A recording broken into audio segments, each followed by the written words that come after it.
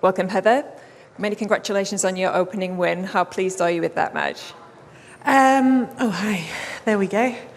I'm very happy to be through here at Queen's. First time playing here for everyone.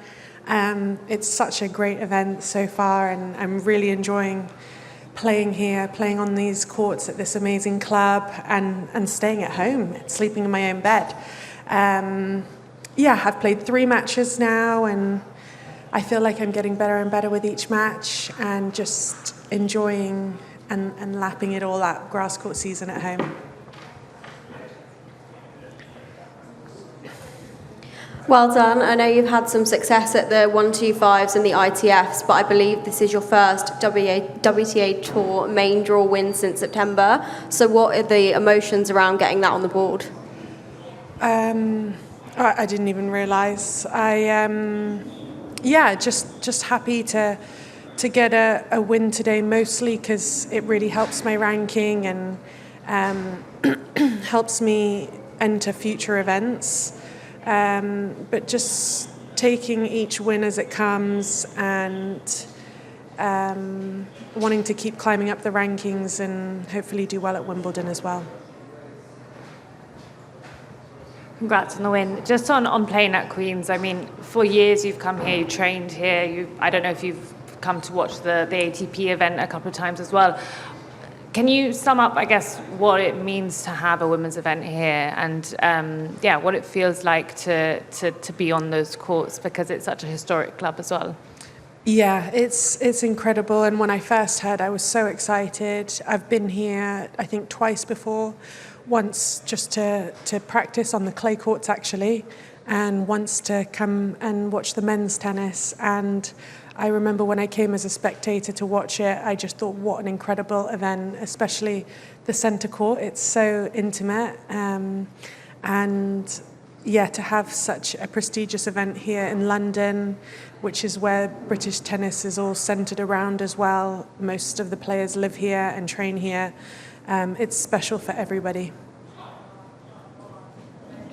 It feels quite appropriate that there's a sort of group of British women who we think will win a couple of rounds here, and you're obviously part of that. And I think it's the first time since the 80s we've had 3 women in the top 50, obviously with Emma, Katie and Sonne getting in the top 50 on Monday. Can you talk a bit about how important it is to have other people around your ranking who you know well and maybe who are from the same country kind of on tour, just so that you have a few more familiar faces, rather than, I imagine when you were British #1, maybe you were the only one in that kind of area of the rankings? It's funny you say that, because I was talking about it the other day, and I was saying I think it's the first time that there has been 3, because I remember through my whole career, whether it was Joe and me and Laura, or it was always just 2 people sort of spurring each other along, and usually there was quite a big gap even between the 2 people, and then you have those 3 that you just mentioned in the top 50 who are so close in ranking and doing so well. I think they're all spurring each other along and spurring everybody else along, and it's the best women's tennis has been in my whole career. And just on the British #1 thing, can you talk about what pride you take from having held that title, what it meant to get it for the first time and to hang on to it for as long as you did?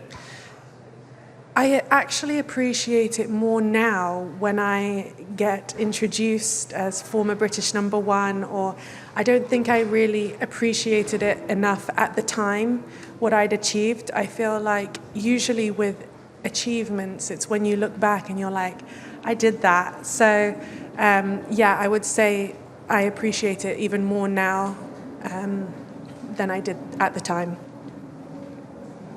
Just on that, is that on some level, because especially this time of year, the pressure ramps up, especially for the British #1 when you're going to Wimbledon, grass court season. There's just so much attention around this part of the season. I can imagine that comes with a whole lot of different challenges, I guess, when you're at the top ranking. Yeah, I think, Boltz has been the top ranked Brit for a while now, and I think she handles everything beautifully. I don't think it changes her perspective on anything or how she approaches. You'll have to ask her, but from the outside, I think she handles it so well. But I think regardless of where you're ranked in Britain, I think everyone wants to do well at home. I feel like all of us deal with the pressure well, in the sense that we don't feel it as pressure, we feel it as motivation.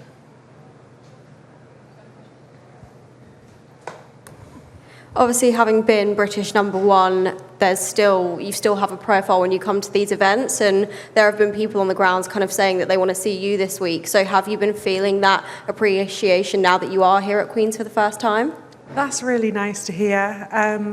My first match of qualifying was almost a packed stadium, if not a packed stadium, which was so nice to see, especially for qualifying after the rain delays the day before. And that just gave me all the energy, all the good vibes.